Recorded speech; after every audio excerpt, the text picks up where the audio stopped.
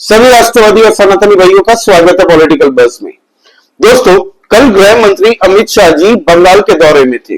हालांकि कलकत्ता में भाजपा के कार्यकर्ताओं को वो संबोधित कर रहे थे, लेकिन टीएमसी की ममता बनर्जी की सरकार पे चौतरफा हमला बोला है उन्होंने। मुर्शिदाबाद जो हिंसा अभी रिसेंटली घटी थी उसके बारे में उन्होंने कई ऐसे अहम खुलासे किए। फिर टीएमसी की सरकार के द्वारा जितने भी करप्शन के केसेस है दोस्तों, घोटाले चल रहे हैं बंगाल के अंदर में, इस मुद्दे के भी उन्होंने छेड़ा। और साथ ही साथ में जिस तरीके से बांग्लादेशियों के लिए बॉर्डर खुला हुआ है टीएमसी की सरकार के राज में, उस बारे में भी अमित शाह जी ने चर्चा उठाई है। तो आज हम इस बारे में बात करेंगे दोस्तों। तो प्लीज आप लाइक कर दीजिए इस वीडियो को और सब्सक्राइब करिए इस चैनल को। दोस्तों, अमित शाह जी ने हाल ही में जो मुर्शिदाबाद में हिंदुओं के खिलाफ जो हिंसा हुई है उसके बारे में अहम खुलासे किए हैं। उन्होंने कहा किस तरीके से हिंदुओं के घर को मार्क करने के बाद में दोस्तों जलाया गया है, इस हद तक हिंदुओं को प्रताड़ित किया गया है बंगाल के अंदर में कि हिंदू पलायन करने पे मजबूर हो चुके थे। और ये सब स्टेट स्पॉन्सर्ड हमला था, ये अमित शाह जी ने कहा है कल की रैली में। उन्होंने एक्यूज किया एक तरीके से। उन्होंने कहा कि इसमें टीएमसी के कई नेता भी इन्वॉल्व है। हालांकि जब हमने देखा वीडियो में, सोशल मीडिया में कई ऐसी वीडियोस थी जहां पे पुलिस प्रशासन चुपचाप खड़ी थी दोस्तों, मूक दर्शक बनके, वेस्ट बंगाल की पुलिस। तो ये अमित शाह जी ने कहा कि वहां पे टीएमसी के नेता भी चुपचाप खड़े थे दोस्तों।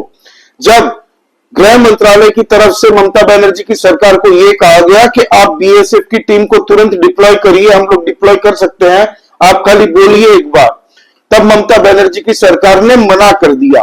यह अमित शाह जी ने एक्यूज किया है। जिसके बाद में भाजपा के कार्यकर्ता हाईकोर्ट में गए। हाईकोर्ट ने जब इंटरफेरेंस किया दोस्तों और कहा कि बीएसएफ की टीम को इमीडिएटली डिप्लॉय करना बनता है, तब जाके बीएसएफ की टीम वहां पे आई और हिंदुओं की रक्षा हुई दोस्तों। फिर से जो लोग पलायन करके जा चुके थे दोस्तों, उनको वहां पे आस्ते आस्ते बसाया गया। कई ऐसी हिंदू फैमिलीज है दोस्तों जिनके घर में 3 लाख 4 लाख बेटी की शादी, बेटे की शादी के लिए किसी ने हेल्थ के लिए पैसे जमा करके रखे थे, सारे लूट लिए गए थे। सोशल मीडिया में हर एक वीडियो उस वक्त की अवेलेबल है आज की डेट में। तो अमित शाह जी ने पूरी तरह से टीएमसी पे अटैक कराया और ये आरोप लगाया कि मुर्शिदाबाद जो हिंसा हुई है उस पे स्टेट स्पॉन्सर्ड हमला था। ये मुर्शिदाबाद में अभी हिंसा हुई, हमारा गृह मंत्रालय कहते कहते थक गया कि बीएसएफ को बुला लीजिए। हम नहीं बुलाएंगे क्योंकि बीएसएफ आती तो हिंदुओं की रक्षा करती। फिर हमारे कार्यकर्ता हाई कोर्ट गए। हाई कोर्ट के ऑर्डर पर बीएसएफ आई और हिंदुओं को बचाने का काम किया। ममता जी, आपके नेताओं ने वो बीएसएफ को गाली बोला और आपके नेता वहां खड़ा रहकर दंगाइयों की हौसला अफजाई करते रहे। मुझे कहने में कोई झिझक नहीं है, जिस प्रकार से बंगाल सरकार के मंत्री इस दंगों में शामिल थे, ये स्टेट स्पॉन्सर दंगा था जिन्होंने हिंदुओं को अन्याय किया है। फिर उन्होंने टीएमसी पे कई ऐसे आरोप लगाए करप्शन के। उन्होंने कहा दोस्तों कि टीएमसी की जब से सरकार बनी है, एसएससी भर्ती घोटाला भी आपको पता, हाल ही में जो टीचर्स रिक्रूटमेंट स्कैम एक बहुत बड़ा उजागर आया दोस्तों, उसको लेके भी बहुत बवाल कटा है बंगाल के अंदर में। जितने भी टीचर्स थे वो लोग प्रोटेस्ट करने उतरे थे, उनको भगा दिया मार मार के। तो एसएससी भर्ती घोटाला हो, कोयला घोटाला हो, राशन घोटाला हो, नगर पालिका घोटाला हो, ऐसे कई घोटालों की बात अमित शाह जी ने कही है। पहले आप उनकी ये वीडियो सुनिए। भाइयों बहनों, ये ममता दीदी ने, इनके शासन में एसएससी भर्ती घोटाला हुआ, पशु तस्करी घोटाला हुआ, डियर लॉटरी का घोटाला हुआ, कोयला घोटाला हुआ, मनरेगा घोटाला हुआ, प्रधानमंत्री आवास में घोटाला हुआ, राशन घोटाला हुआ, मिड डे मील में घोटाला हुआ, केंद्र के फंड हड़प कर लिए गए, नगर पालिका भर्ती घोटाला हुआ, गोरखालैंड टेरिटोरियल एडमिनिस्ट्रेशन का घोटाला हुआ, गाय की तस्करी का घोटाला हुआ। हजारों करोड़ रुपया बंगाल की जनता का ये तृणमूल कांग्रेस की सिंडिकेट को भेंट चढ़ गया। मैं आज सभी कार्यकर्ताओं को पूछने आया हूं, ये पैसा सिंडिकेट का है या बंगाल की गरीब जनता का है? मुझे बताइए, ये सिंडिकेट का है क्या? जोर से बोलिए, सिंडिकेट का पैसा है। मोदी जी जो पैसा भेजते हैं सिंडिकेट की भेंट चढ़ना चाहिए क्या? ये पैसे पर अधिकार बंगाल की महिला का है, माता का है, बेटी का है, बंगाल के गरीब का है, बंगाल के युवा का है। कलकत्ता के बाजार में युवाओं की नौकरी बिकती है, इनके घर से इतना पैसा पकड़ा जाता है कि गिनने में 27 मशीन थक जाते हैं, मगर पैसा खत्म नहीं होता है। भाइयों बहनों, इस सिलसिले को बंद करना पड़ेगा। सुना आपने दोस्तों, तो अमित शाह जी ने फुल फ्लेजेड हर एक तरीके से ममता बनर्जी की सरकार को कल घेरा है और आने वाले चुनाव के लिए दोस्तों बिगुल भी फूंक दिया है, क्योंकि वेस्ट बंगाल का विधानसभा की चुनाव 2026 में होने हैं और आज की डेट में बंगाल के अंदर में ऑपोजिशन पार्टी अगर कोई है तो वो है भाजपा। फिर दोस्तों उन्होंने कहा कि वेस्ट बंगाल की जो बॉर्डर मिलता है बांग्लादेश के साथ में, ममता बनर्जी के टीएमसी के राज में खुले आम घुसपैठिए घुस रहे हैं वहां से, और दोस्तों उनको सिस्टमेटिकली वहां पे राशन कार्ड, वोटर कार्ड, सारे डॉक्यूमेंट बनवा के बसाया जाता है just for vote bank politics. ये अमित शाह जी ने कल कहा। फिर उन्होंने ये भी कहा कि वक्फ बिल के खिलाफ में ममता बनर्जी सिर्फ अपने वोट बैंक की खातिर उन्होंने विरोध किया है ताकि आने वाले चुनाव में उनको डेंट ना पहुंचे। और ये बात सच है दोस्तों कहीं ना कहीं कि वेस्ट बंगाल के अंदर में ममता बनर्जी जी के 25 से 30% वोट बैंक फिक्स्ड है और ये सबको पता है कि मुर्शिदाबाद दंगों में किनका हाथ था, उनके खिलाफ क्या एक्शन हुआ अब तक किसी को खास पता नहीं है दोस्तों। हालांकि कई लोगों को कलकत्ता वेस्ट बंगाल की पुलिस ने अरेस्ट किया था, लेकिन वो केस कहां पहुंचा अब तक किसी को नहीं पता।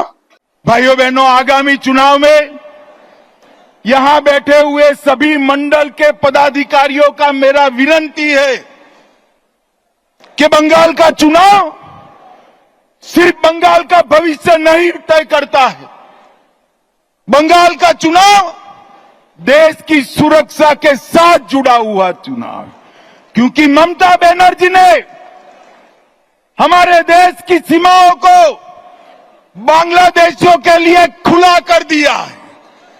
इनके आशीर्वाद से घुसपैठ हो रही है। मुझे बताओ मित्रों, घुसपैठ रोकनी चाहिए या नहीं रोकनी चाहिए? जोर से बोलो, रोकनी चाहिए या नहीं रोकनी चाहिए? क्या दीदी रोक सकती है? जोर से बोलो, रोक सकती है? ये भाईपो रोक सकते हैं क्या? घुसपैठ केवल और केवल कमल फूल की सरकार रोक सकती है। तृणमूल के सांसद मुझे संसद में पूछ रहे थे कि बीएसएफ क्या कर रही है। अरे ममता दीदी, हमने आपसे भूमि मांगी है, पूरी भूमि दे दो, बाढ़ को समाप्त हो जाने दो, एक परिंदा भी पैर नहीं मार पाएगा, परिंदा भी पैर। और दोस्तों उन्होंने एक और बातें की। उन्होंने कहा कि टीएमसी के राज में जिस तरीके से पॉलिटिकल हिंसा होती है, भाजपा के कार्यकर्ताओं को ढूंढ ढूंढ के मारा जाता है, कई भाजपा के कार्यकर्ता दोस्तों मारे जा चुके हैं वेस्ट बंगाल के अंदर में। आज की डेट में अगर बताएं तो ये आंकड़े हजारों की संख्या में होंगे। तो अमित शाह जी ने कहा कि जिस दिन भाजपा की सरकार बनी वेस्ट बंगाल के अंदर में, जितने भी मर्डरर्स हैं, जितने भी भाजपा के कार्यकर्ताओं को जिन्होंने मारा है, उन सबको जमीन के अंदर से भी खींच के निकालेंगे और सजा देंगे। आप सुनिए दोस्तों ये क्या कह रहे हैं अमित शाह जी। सारे हजारों की संख्या में बैठे हुए मेरे मंडल के पदाधिकारियों को ये वादा करना चाहता हूं कि यहां तृणमूल की सरकार जाते ही हमारे कार्यकर्ताओं के हत्या के अपराधियों को जमीन में गाड़ा है तो भी बाहर निकालकर सजा करने का काम करें। अभी हाल ही में नरेंद्र मोदी जी का दौरा था बंगाल के अंदर में, आपको पता है। उसको लेके भी ममता बनर्जी जी बड़ी रैटल्ड हो चुकी थी और उन्होंने एक प्रेस एक छोटी बाइट दी थी। उन्होंने ये कहा था कि आज की डेट में हर एक पॉलिटिकल पार्टी भारत के पक्ष लेके विदेश में जा रहा है, डेलीगेशन की टीम बनके भारत का पक्ष ले रहा है, तो क्या ये सही वक्त है भारत के अंदर में इंटरनल पॉलिटिक्स करने का? और उन्होंने चैलेंज भी दिया था ममता बनर्जी जी ने कि कल चुनाव करवा के देख लीजिए, भाजपा को हम हराएंगे फिर से बंगाल के अंदर में। तो ये 3-4 दिन बाद ही अमित शाह जी कल पहुंचे थे और पूरी तरह से दोस्तों अटैक किया है टीएमसी को। वहां पे जिस तरीके से वोट बैंक पॉलिटिक्स पे उन्होंने पॉइंट उठाए, फिर भ्रष्टाचार पे उन्होंने बात की, फिर उन्होंने ये भी बताया कि मुर्शिदाबाद हिंसा में जिस तरीके से टीएमसी के नेता इसमें इन्वॉल्व थे, मूक दर्शक बन के वहां की वेस्ट बंगाल की पुलिस खड़ी रहती रही, बीएसएफ की टीम को भी डिप्लॉय नहीं किया। और ये जो टीएमसी के नेता पूछते रहते हैं कि भाई बीएसएफ आपकी टीम है वहां पे, बॉर्डर सिक्योरिटी फोर्स, तो कैसे बांग्लादेशी घुस जाते हैं? तब अमित शाह जी ने कहा कि हमने जो मांग रखी है वेस्ट बंगाल की सरकार के सामने, बहुत पुरानी मांग है कि हमें एक जमीन चाहिए थोड़ी सी, बीएसएफ को वहां पे फेंसिंग करनी है। तो ममता बनर्जी की सरकार दे नहीं रही है वो जमीन, तो उन्होंने कल मंच से ये भी मांग लिया कि मुझे वो आप जमीन दे दीजिए, फिर एक परिंदा भी पर नहीं मार पाएगा बॉर्डर से। उन्होंने ये भी कहा कि जितने भी इलीगल बांग्लादेशी हैं सबको भगाया जाएगा, क्योंकि बंगाल के अंदर में दोस्तों डेमोग्राफी पूरी तरह से चेंज हो चुकी है आज की डेट में। आप वेस्ट बंगाल के कोई भी डिस्ट्रिक्ट में जाइए, आपको पता चल जाएगा। अगर आप 10 साल पहले गए थे, अब आप जाके देखिए, आपको चेंज महसूस हो जाएगा। तो ये हाल है दोस्तों। आपका इस बारे में क्या कहना? प्लीज आप सब्सक्राइब करिए इस चैनल को, लाइक कीजिए इस वीडियो को दोस्तों, और हम लोग इंटरनल पॉलिटिक्स डिस्कस करते रहते हैं, तो प्लीज आप बने रहिए। जय श्री राम सभी सनातनी और राष्ट्रवादी भाइयों को। जय हिंद, वंदे मातरम।